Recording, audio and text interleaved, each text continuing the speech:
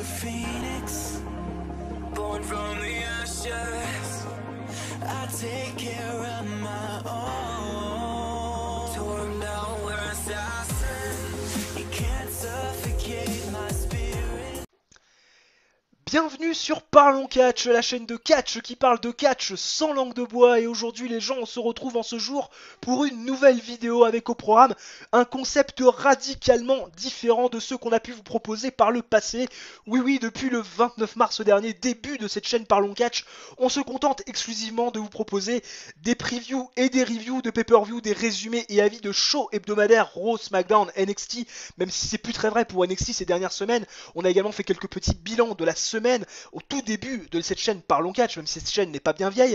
Et là on s'est dit qu'en ce lundi, pour débuter, et bien finalement cette semaine, cette nouvelle semaine qui est synonyme aussi de semaine de bac, du début du baccalauréat, mon petit Célian, petite dédicace à toi qui est juste là, pas à côté de moi, enfin à côté de moi, non pas à côté de moi, oui, à 650 km de moi, mais qui est là présent sur la même discussion Discord que moi, qui va donc pouvoir également participer à ce débat, parce que quel est l'intérêt de faire un débat si on est tout seul?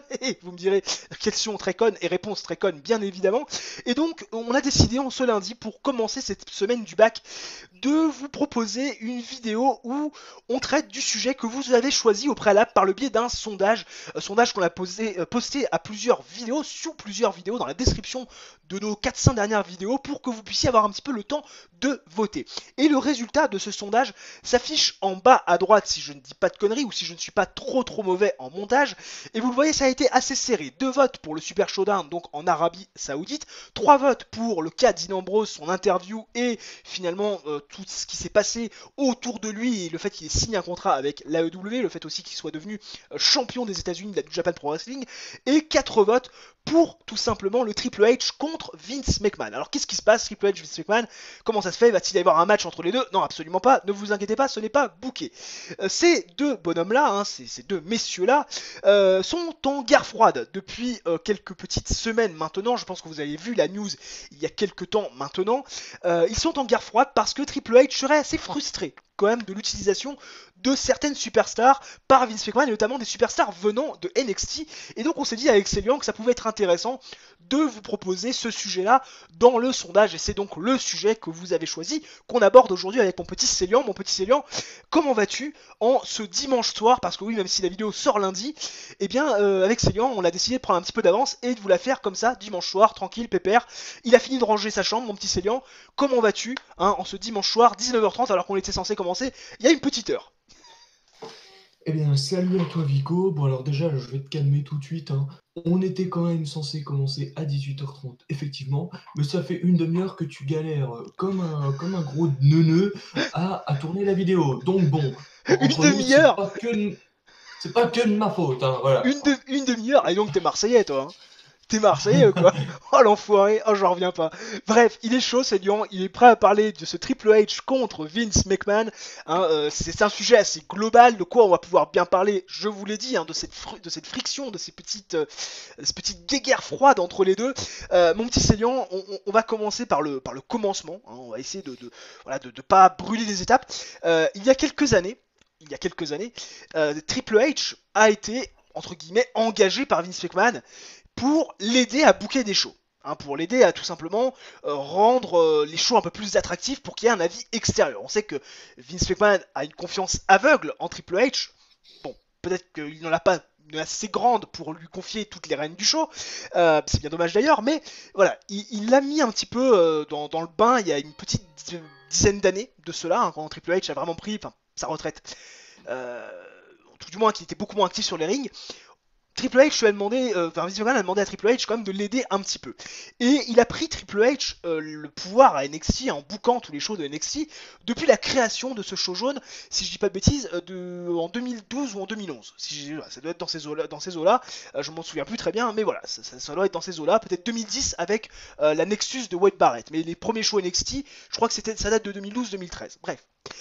Et Triple H donc s'occupe bien évidemment de la branche jaune, mais il essaie un petit peu petit à petit de prendre le pas sur le main roster, et on voit que ça énerve un petit peu Vince McMahon, qui a quand même envie d'être le booker numéro 1 et d'être celui qui décide un petit peu de tout. Et ça énerve Vince McMahon de voir, d'entendre des shows NXT dans les shows du main roster et d'entendre que la foule adule Triple H pour son travail à NXT. Mon petit Célion, est-ce que tu penses, c'est la première question que je vais te poser, est-ce que tu penses que le fait qu'il y ait autant de, comment dire, de réception positive du public à l'encontre de Triple H, ça pousse Vince McMahon peut-être à le mettre un petit peu sur la touche. Par jalousie, par le fait qu'il accepte pas qu'il y ait quelqu'un qui ait des meilleures idées que lui. Est-ce que ça peut être un petit peu déjà la première raison du pourquoi, du comment les superstars d'NXT sont un petit peu moins bien bookés en ce moment? Moi, je pense que c'est surtout qu'il s'en bat les couilles, en fait. Très clairement, je pense que Vince McMahon, il a ses idées, et que c'est même pas, je pense, une histoire de jalousie, ou peut-être un peu d'ego, peut-être, mais je pense que c'est vraiment genre le mec, il a ses talents depuis des années et des années, et il sait quoi faire avec ces mecs-là. Et à côté, il y en a d'autres qui arrivent et le mec fait oh, on s'en bat les couilles, on garde les mêmes. Et du coup, ça avance pas. Je pense que le mec n'a pas pour projet dans sa tête de faire avancer la VE, de faire avancer les talents, de leur construire une future carrière. Et enfin, dans ce cas, qui tente pas de remonter les audiences parce que enfin, ça sert à rien. La seule la seule solution pour remonter les audiences, c'est de proposer des bons shows. Et le problème de Vince McMahon, c'est que lui, il s'en branle vraiment. C'est-à-dire que le mec, il a vraiment ses idées qui sont dépassées de 20 ans et que je pense qu'il est plus tout seul dans sa tête, hein, entre nous. Vince McMahon, maintenant, je pense vraiment que le mec, je pense qu'il a un problème. Euh, et du coup, bah, ça donne des idées de merde sur tous les shows. Et à côté de ça, bah, oui, Triple H, je pense qu'il est vraiment impuissant en fait. Et c'est même pas vraiment par jalousie, je pense vraiment que c'est Vince McMahon qui a juste ses idées, mais qui sont tellement foireuses et dépassées que bah, y a rien qui va, quoi. Mais alors, c'est pas tout un. D'un côté, je suis d'accord avec toi, c'est vrai qu'il veut peut-être pas construire des futures carrières, notamment pour les jeunes superstars de la NXT, qui sont en provenance NXT, qui arrivent dans le main roster, mais quand tu vois même les vieux, certains vieux, je prends l'exemple de Randy Orton, c'est l'exemple le plus criant pour moi qui arrive. Le mec a fait un heel turn en juillet 2018. On s'est dit, il va repartir en mode Apex Predator, en mode Viper, en mode tout ce que tu veux, en mode Randy Orton de 2009. Et en fait, il a rien eu. Et s'il a rien eu, c'est aussi parce que Vince McMahon n'a pas voulu. Donc, il n'y a pas que les jeunes en fait qui sont comment dire, qui sont mis dans une situation un peu précaire. Il y a aussi les vieux, les anciens. En revanche, ce qui est assez, et ça me permet de rebondir sur ce que tu dis, c'est que pour faire remonter les audiences, il n'utilise pas forcément la bonne méthode. Ou alors, si le fait Bah est, non. la finalité c'est de faire un bon show, lui il veut faire un bon show, ou tout du moins faire un show, et tenter de faire un bon show, si tenter que ça plaise aux gens, avec des vieux. Quand tu vois Goldberg contre Undertaker, bien sûr qu'il y a le côté l'Arabie Saoudite paye. Ça me permet de revenir un petit peu sur ce qui s'est passé au Super Showdown. Bien sûr que l'Arabie Saoudite paye pour voir, en conséquence, pour voir ces mecs-là. Mais c'est aussi une façon de donner voilà, de faire un petit hashtag vintage pour tous ceux qui vont regarder le Super Showdown. Quand tu mets un Triple H, Randy Orton également, euh, qui a duré plus de 20 minutes au Super Showdown, c'était un truc de fou. Mm. C'était long, c'était chiant, ça a duré 20 minutes quoi.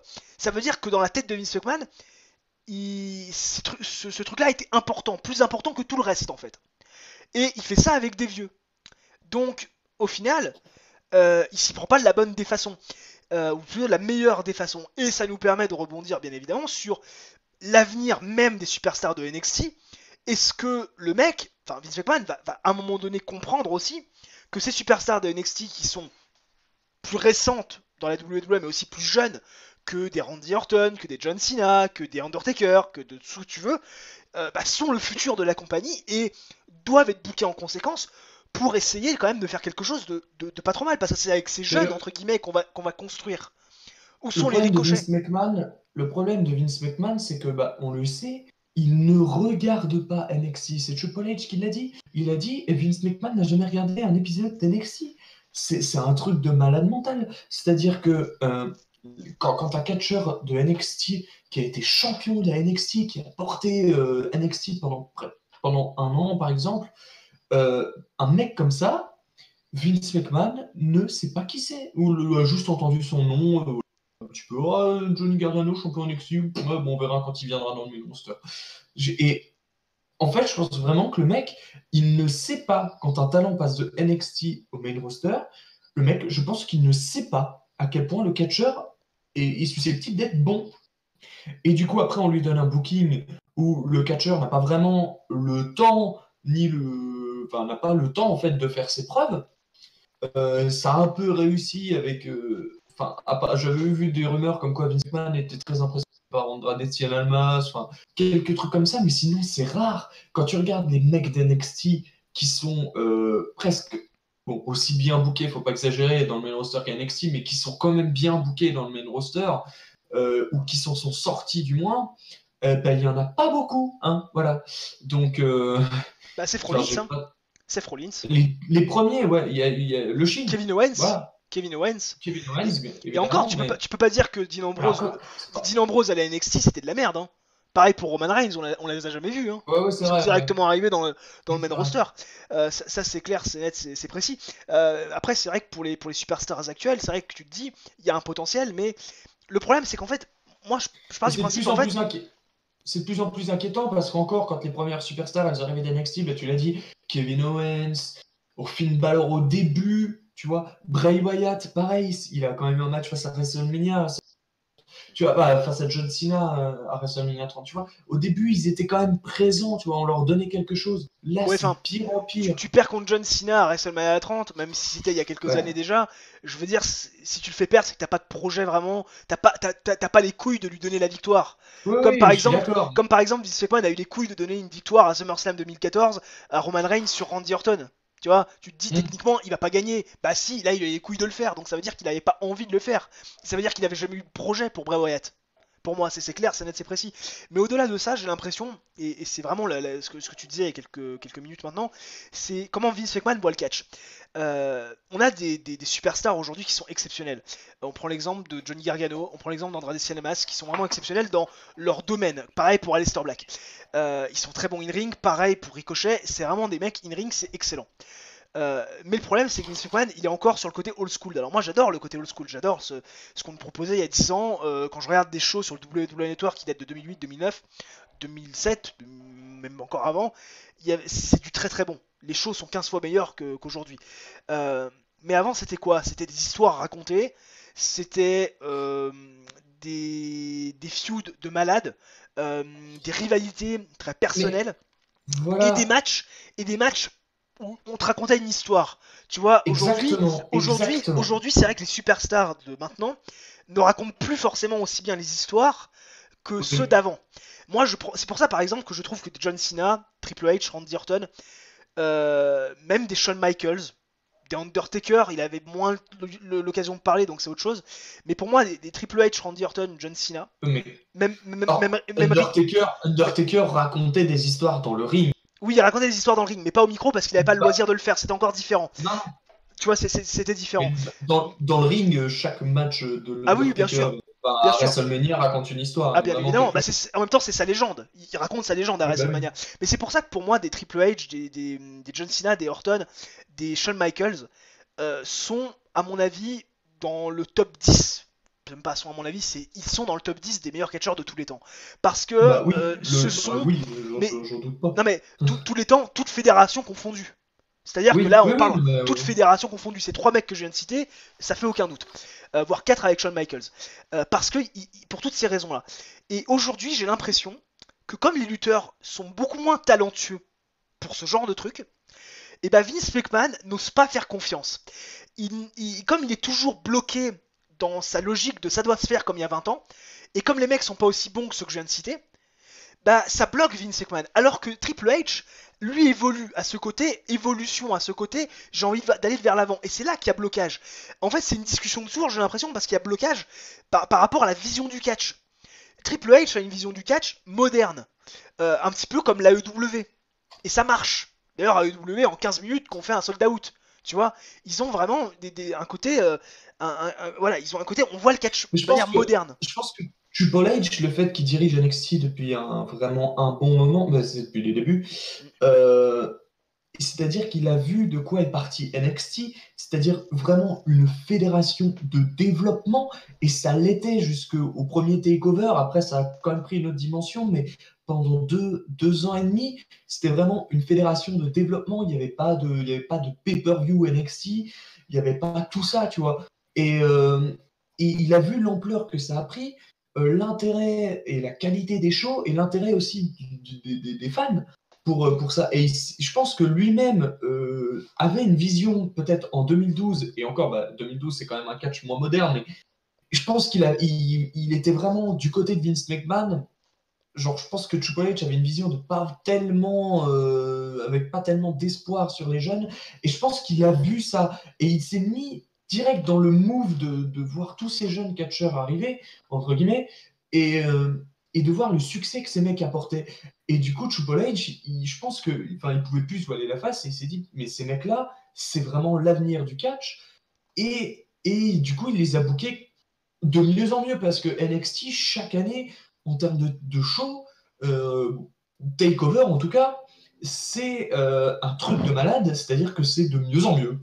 Et alors que pourtant, tu vois, tu prends 2016, c'est déjà excellent, 2017, enfin bref, il réussit toujours à faire encore mieux et atteindre presque le sommet, tu vois, de ce qu'on peut faire en tant que qualité de pay-per-view, quoi.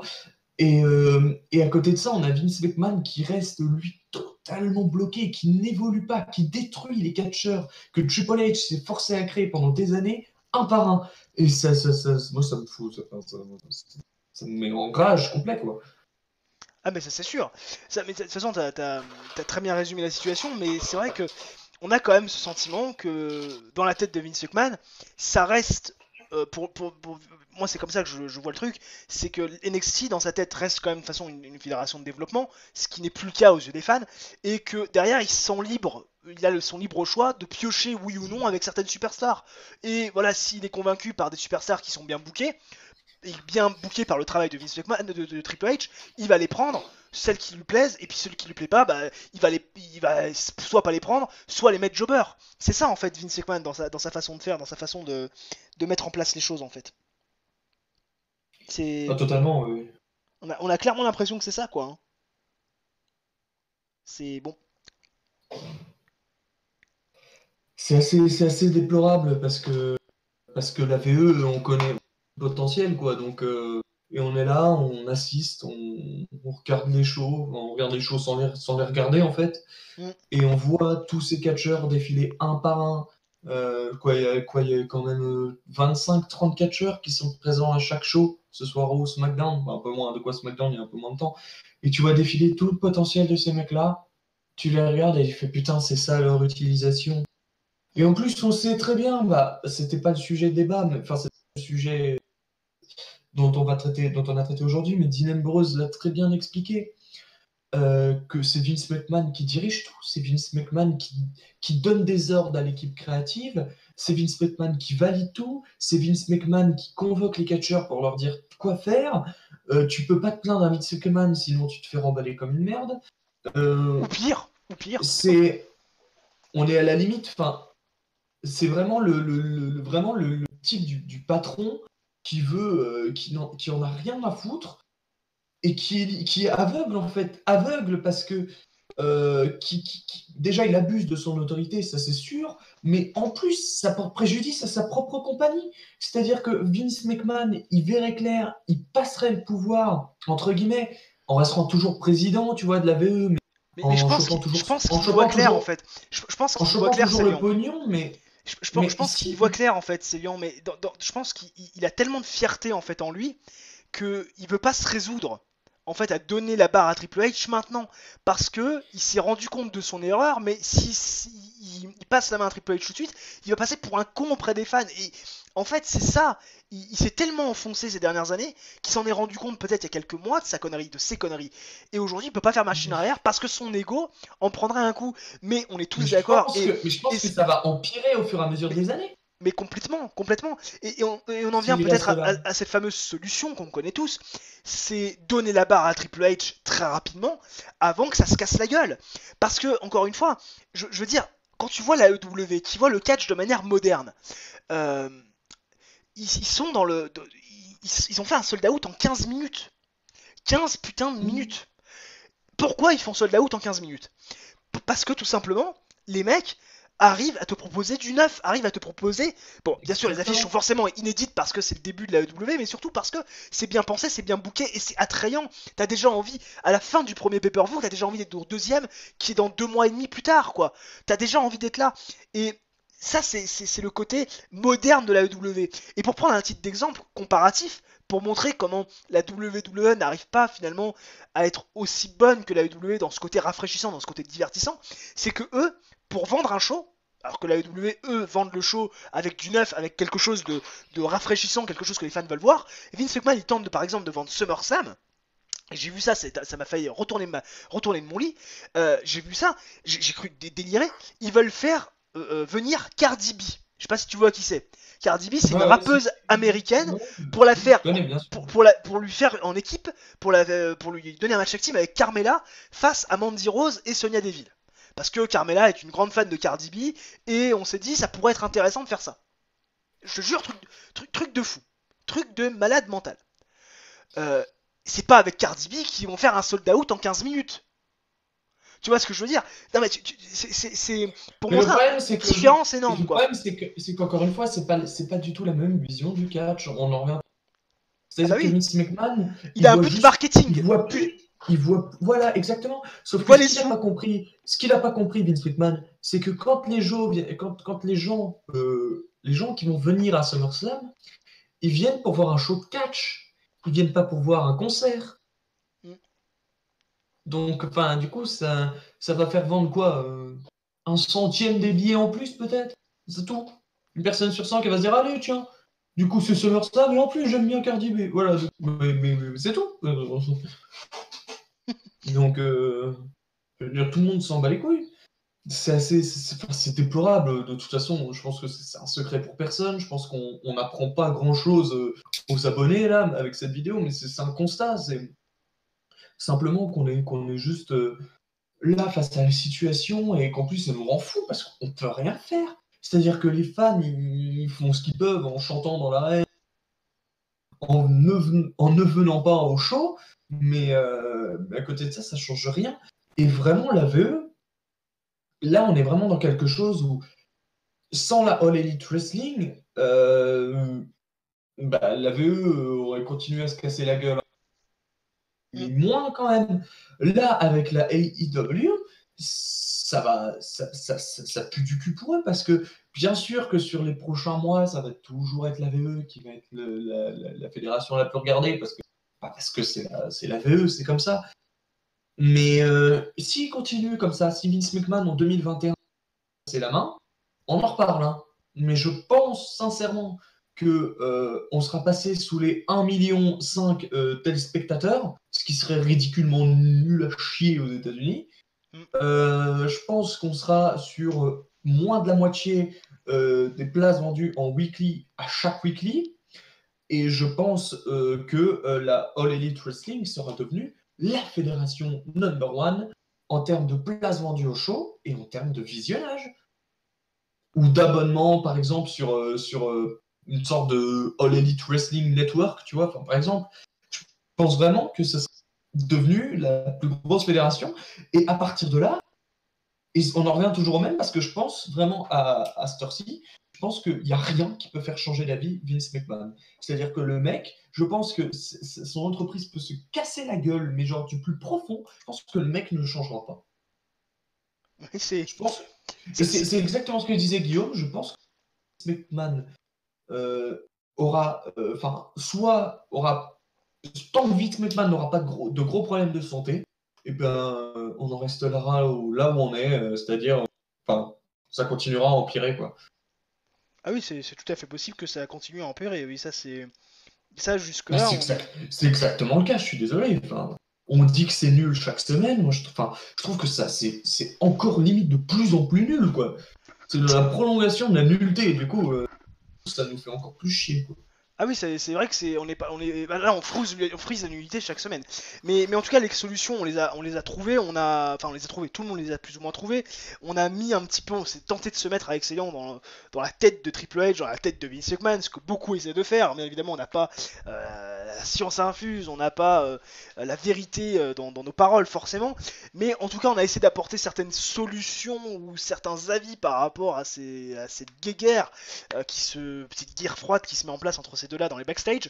N'hésitez pas dans les commentaires les gens à faire part de votre avis sur ça.